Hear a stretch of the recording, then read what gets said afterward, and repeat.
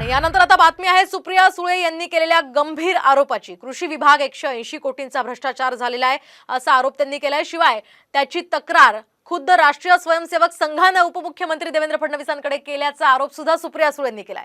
आणि याची दखल आता आरएसएसच्या विवेक या साप्ताहिकाने घेतल्याचंही सुप्रिया सुळेंचं म्हणणं आहे। त्यामुळे संघानेच आता भाजपचे कान टोचल्याचं समोर येत आहे। एक असा आरएसएसने आरोप केलेला आहे की 180 कोटी रुपयाचा भ्रष्टाचार हा शेती मंत्रालयामध्ये झालेला आहे।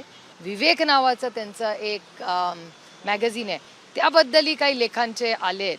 या सगळ्याची उत्तरं ही भारतीय जनता पक्ष नक्कीच पारदर्शकपणे या यात्रेत महागाई, बेरोजगारी, भ्रष्टाचार याच्यावर पारदर्शकपणे या महाराष्ट्राला सांगेल, एवढीच माझी अपेक्षा। आणि यानंतर आता बातमी आहे सुप्रिया सुळे यांनी केलेल्या गंभीर आरोपाची। कृषी विभाग 180 कोटींचा भ्रष्टाचार झालेला आहे असा आरोप त्यांनी केलाय। शिवाय त्याची तक्रार खुद्द राष्ट्रीय स्वयंसेवक संघाने उपमुख्यमंत्री देवेंद्र फडणवीसांकडे केल्याचा आरोप सुद्धा सुप्रिया सुळे यांनी केलाय। आणि याची दखल आता आरएसएसच्या विवेक या साप्ताहिकाने घेतल्याचंही सुप्रिया सुळेंचं म्हणणं आहे। त्यामुळे संघानेच आता भाजपचे कान टोचल्याचं समोर येत आहे।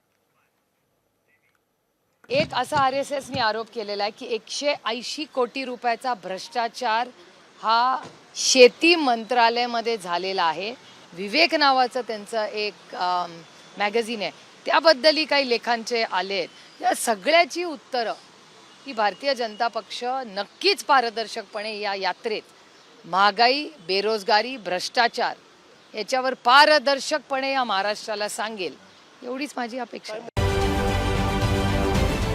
महाराष्ट्रातील सर्व बातम्यांचे विश्वासार्ह व्यासपीठ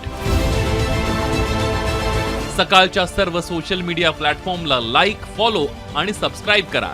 तसंच सर्व नोटिफिकेशनसाठी बेल आयकॉन प्रेस करायला विसरू नका।